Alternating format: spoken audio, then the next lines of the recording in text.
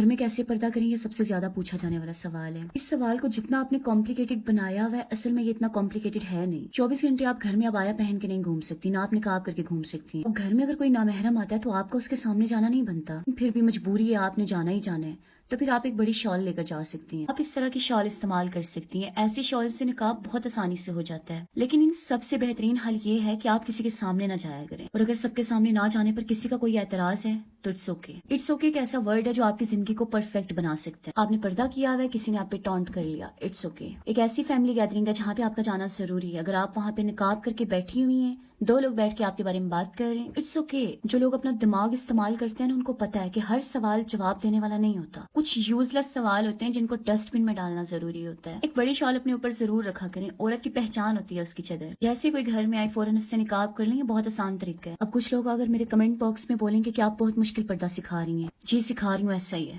دین بہت آسان ہے، لیکن اس کا یہ مطلب نہیں ہے کہ آپ دین کو مذاق بنا کے چھوڑ دیں گے۔